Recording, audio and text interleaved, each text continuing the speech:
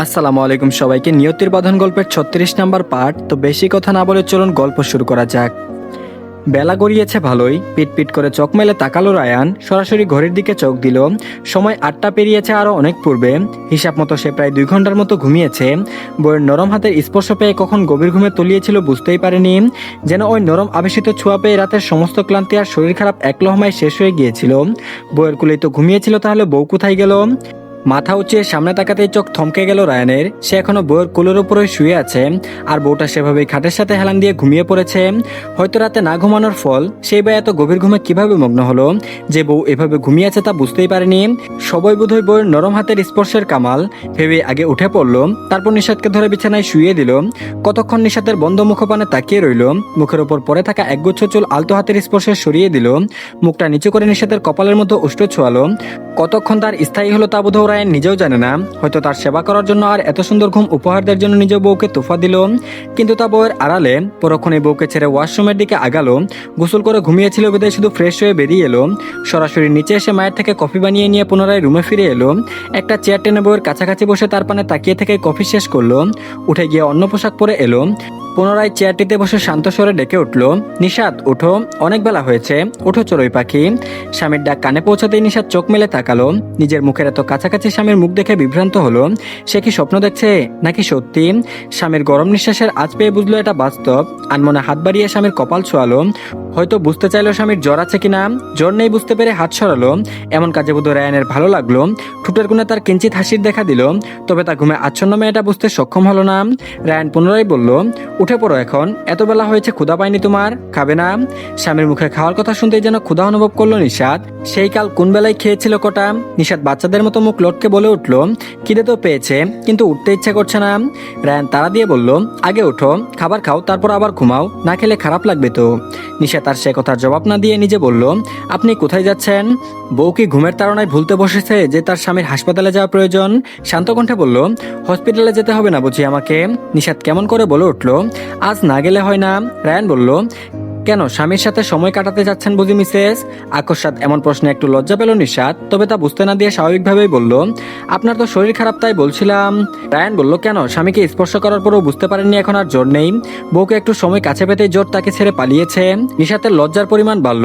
লোকটা সাধারণ কথার মাঝে এমন ভাবে বলে যেন লজ্জা না পেয়ে উপায় থাকে না। রায়ান বলেই উঠে দাঁড়ালো। পুনরায় বলল, যদি বউ চাইতো আমার সাথে একান্ত মুহূর্ত কাটাতে তাহলে বন্ধ দেওয়ার কথা ভেবে দেখতাম। এখন ওঠো আর ফ্রেশ হয়ে এসো, তারপর খেতে যাবে। কথা শেষ করে নিজের কিছু প্রয়োজনীয় জিনিস হাতে নিয়ে রুম থেকে বের হতে হতে বলে গেল, আসছি। নিষাদ স্বামীর যাওয়া দেখলো। আবার যদি জ্বর আসে ভেবে চিন্তিত হলো। স্বরে উদ্বেগ মিশিয়ে উচ্চ আওয়াজে বলে উঠল, সাবধানে থাকবেন ডাক্তারবাবু। ধরণীতে আরেকটা রজনীর দেখা মিলল। অর্ধরাত আর পুরো একটা দিন কাটিয়েছে শ্বশুর বাড়িতে অর্থী। কাল ভাইয়েরা যাওয়ার পর শাশুড়িমা তাকে ফ্রেশ করিয়ে এনে নিজের হাতে খাইয়ে দিয়েছিল। হয়তো ওই বিধ্বস্ত মুখখানা দেখে বুঝেছিল মেয়েটার সাথে খারাপ কিছু হয়েছে। হয়তো খায়নি। তারপর তাকে একটা রুমে রেখে এসেছিল। তখন থেকে অর্থী নিশ্চিন্তে ঘুমিয়েছিল অনেকটা সময়। সকালে একটু উঠতে দেরি হয়েছিল, তাই মেয়েটা একটু লজ্জিত হয়েছিল। এটা গ্রাম, আর সে নতুন বউ, যদি কেউ কিছু বলে শাশুড়িমা রেগে যায়, কিন্তু কিছুই বলেনি। সকালে স্নান করে শাশুড়ির একটা শাড়ি জড়িয়েছিল শরীরে। তারপর দুপুরে নির্ভর তাকে কিছু পোশাক কিনে এনে দিয়েছে, কিন্তু তার অর্ধেক ওই শাড়ি। শাশুড়ি মা জানিয়েছে আপাতত কিছুদিন শাড়ি পরতে, কিছুদিন পার হলে না হয় জামা পরতে শুরু করবে। অর্থীও তা মেনে নিয়েছে। আর তার সারাদিনটাই পার হয়েছে বসে বসে। অনেকে অবশ্য নতুন বউ দেখতে এসেছিল, এক একজনের থেকে এক এক ধরনের মন্তব্য পেয়েছে। খুব একটা খারাপ লাগেনি অর্থীর এখানে। রাতের খাবার খেয়েছে অনেকটা সময়। নিতু বেগম অর্থীকে পুনরায় সে রুমে রেখে গেল। এটা বোধহয় নির্ভারের রুম। কাল শেষ রাতে ছেলেটা কোথায় ছিল জানে না, কিন্তু সে সারাদিনও ছেলেটার সাথে কোনো কথা বলেনি। শাশুড়ি মা রেখে যাওয়ায় অনেকটা পরে রুমে আসলো নির্ভার। দরজা আটকানোর শব্দ পেয়ে অর্থে একবার তাকিয়ে হাতে ধরা ফোনটা পাশে রেখে অন্য পাশ ফিরে শুয়ে পড়লো। অর্থের কাজ দেখে নির্ভার দীর্ঘশ্বাস ফেললো। এগিয়ে গিয়ে অর্থের পাশে বিছানার উপর বসলো। মেয়েটা এত অভিমান করে আছে যে তার দিকে তাকিয়েও দেখছে না। কথা তো দূর, তাহলে এখন বউয়ের অভিমান ভাঙাবে কি করে? নির্ভার গলা খাকারি দিয়ে কি বলবে বুঝতে না পেরে হঠাৎ জিজ্ঞেস করে উঠলো, নরম বিছানা ছেড়ে এসে এই শক্ত বিছানায় ঘুমাতে কষ্ট হচ্ছে তাই না? নির্ভর ভেবেছিল জবাব পাবে না, কিন্তু তাকে ভুল প্রমাণ করে অভিমানী স্বর জড়ানো জবাব এলো, নরম বিছানা ছেড়ে এই শক্ত বিছানায় ঘুমাতে কষ্ট হচ্ছে না। কষ্ট হয় এই ভেবে যাকে আমি এত ভালোবাসি সে আমাকে বুঝতেই পারে না। জবাব পেয়ে নির্ভর হতাশার শ্বাস ফেললো। বুঝলো মেয়েটার অভিমানটা আরো বাড়িয়ে দিয়েছে। সে একটু অর্থের দিকে জুড়ে শান্ত স্বরে বলল, আমার সাথে কথা বলো অর্থী, তোমার এই নিস্তব্ধতা আমাকে শেষ করে দিচ্ছে। এবার অর্থে আর কোনো জবাব দিল না। নির্ভর একটা হাত বউয়ের বাহুতে রেখে বলল, প্লিজ আমার সাথে কথা বলো। মাও কথা বলছে না, তুমিও কথা বলছো না, কথা না বললে তোমাদের অভিমান ভাঙাবো কি করে, কথা বলো। অর্থি তখনও নীরব। নির্ভার আরেকটু ঝুঁকে সরে আবেগ মিশিয়ে বলে উঠল, কথা বলবে না তোমার সিনিয়রের সাথে, একবার কথা বলো শোনা। অর্থি বোধহয় আর নিজেকে ধরে রাখতে সক্ষম হলো না, স্বামীর আবেশিত স্বর শুনে ডুকরে কেঁদে উঠল। নির্ভা বিচলিত হলো, সময় ব্যয় না করে দ্বিধাহীন নববধূকে বুকের নিচে আগলে নিয়ে ব্যতিগ্রস্ত হয়ে বলল, আম সরি শোনা, আম সরি, এভাবে কেঁদো না প্লিজ, আমার কষ্ট হচ্ছে, আর আম্মু শুনতে পেলে আমাকে বকবে, ভাববে আমি তোমাকে কিছু বলেছি, চুপ করো প্লিজ। স্বামীর বক্ষতলে জায়গা পেয়ে আর শাশুড়ির কথা শুনে শান্ত হলো অর্থি। তা দেখে নির্ভার এক হাত বাড়িয়ে তার চোখের পানি মুছে দিল। অর্থি কিছু মুহূর্ত চুপ থেকে অভিমান নিয়ে বলল, যেন স্বামীর কাছে স্বামীর নামে অভিযোগ জানাচ্ছে। তারপর বলল, আপনি আমাকে ফিরিয়ে দিয়েছিলেন, আপনি আমার কথা ভাবেননি। আরো দুফোঁটা অশ্রু গড়ালো অর্থের কপাল বেয়ে। নির্ভার পুনরায় তা মুছিয়ে দিয়ে শান্ত কণ্ঠে বলতে শুরু করলো, বিশ্বাস করো, আগে তোমাকে ফিরিয়ে দিলেও কাল রাতে ফিরিয়ে দিতে চাইনি, সব ভুলে আমিও স্বার্থপর হতে চেয়েছিলাম। যে মেয়ে আমার মতো সামান্য ছেলের জন্য সব ছেড়ে চলে আসতে পারে, তাকে আমি কি করে ফিরিয়ে দিতে পারি? বিশ্বাস করো তোমার সিনিয়রকে, কাল তোমাকে সে ফিরিয়ে দিত না। এত কথার পিঠে অর্থি একই স্বরে বলল, তাহলে আমাকে বাড়িতে ফিরতে বলেছিলেন কেন? নির্ভার বলল, আমি তখন বলেছিলাম চলো তোমাদের বাড়ি যাই, কারণ আমি চেয়েছিলাম তোমার পরিবারের সাথে গিয়ে কথা বলতে। জানি তারা মানতো না, কিন্তু চেষ্টা তো একবার করতেই হতো বলো, যদি তোমার পরিবার না মানতো। সিরিয়াসলি বলছি অর্থি, তোমাকে নিয়ে ওই রাতেই আমি পালাতাম, কিন্তু আর দূরে সরাতাম না। কিন্তু তোমার ভাই এসে এসব এত সহজ করে তুলবে ভাবতে পারিনি। ভাই আমার থেকে বিশাল একটা থ্যাঙ্কস ডিজার্ভ করে। প্রশ্নের পিঠে তৎক্ষণাৎ এমন জবাব পেয়ে অর্থি আশ্চর্য বনে গেল। ছেলেটার মনে এসব ছিল বুঝি? তাহলে তাকে নাকা দিয়ে এসব বললেই তো হতো। তাহলে অন্তত সে নিশ্চিত থাকতো যে তার সিনিয়র তাকে ছেড়ে দেওয়ার পায়তারা করছে না। এত অভিমান জমতো না ছেলেটার প্রতি।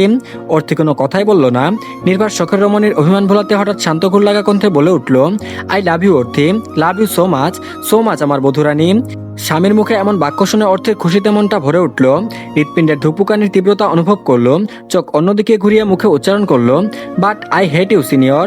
বউয়ের জবাব পেয়ে নির্ভার হেসে উঠল। হাসির শব্দে অর্থিও তাকালো স্বামীর পানে। নির্ভার বউয়ের চোখে চোখ রেখে বলল, যদি ঘৃণা এত সুন্দর আর আনন্দদায়ক হয়, তাহলে এই ঘৃণা আর ঘৃণা করা মেয়েটির সাথে আমি আজীবন হাসি মুখে কাটিয়ে দিতে পারবো। এ পর্যায়ে অর্থিও কিঞ্চিত হাসলো। স্বামীর পানে তাকিয়ে থেকে নির্ভার হঠাৎ আবদার করে বলল, একটা চুমু খাবো তোমাকে অর্থি।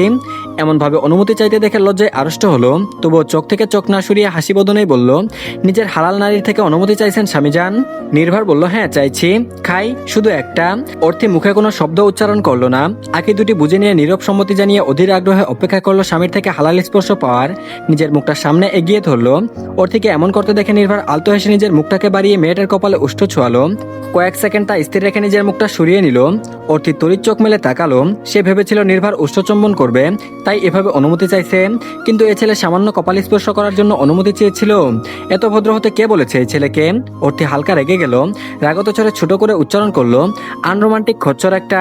কাছাকাছি থাকায় তা ঠিক শুনলো নির্ভার। মুচকি হেসে বউকে ছেড়ে দিয়ে নিচে শুয়ে পড়লো। পুনরায় অর্থিকে টেনে নিয়ে নিজের বুকের উপর স্থান দিল। দুহাতে শক্ত করে আঁকড়ে নিয়ে অর্থির চুলের মাঝে ঠোঁট ছোঁয়ালো। পরক্ষণেই বলে উঠল, রোমান্টিক হওয়ার অনেক সময় পাবো, আর যখন হবো তখন তুমি সামলাতেও হিমশিম খাবে। কিন্তু আপাতত ঘুমাও শোনা। একদিন যাবৎ কষ্ট পেয়েছো তা স্বামীর বুকে মাথা রেখে ভুলিয়ে দাও। শুধু আমাকে অনুভব করো অর্থি, আর কিছু না। অর্থি আর কথা বললো না। নিশ্চিন্তে স্বামীর বুকে জায়গা পেয়ে চোখ বুঝলো, যেন সে সত্যি একদিনের ভারী হয়ে থাকা চোখ দুটোতে বিশ্রাম দিতে চাইছে। নির্ভরতার শখের নারীকে আরেকটু আগলে নিয়ে সব কষ্ট দূরীভূত করতে সাহায্য করলো। একটা সময় দুজনেই সব ভুলে গভীর নিদ্রায় আচ্ছন্ন হয়ে পড়লো। আর এদিকে রাত বাড়ছে, তার সাথে বাড়ছে ব্যথার তীব্রতা। রাত হলে যেন পৃথিবীর সমস্ত ব্যথা এসে জমা হয় তার বুকে। কিছু স্মৃতি, কিছু আশা, কালো নয়নের অধিকারিণীকে নিয়ে দেখা কিছু স্বপ্ন যেন রাত হলেই তার বুকে ছুরিকাঘাত করে। ব্যালকনিতে বসে খোলা আসমানের পানে তাকিয়ে হাজারো ব্যথা, নিজের প্রতি অসংখ্য অভিযোগ মনে মনে উগড়ে দিতে ব্যস্ত থাকে মন।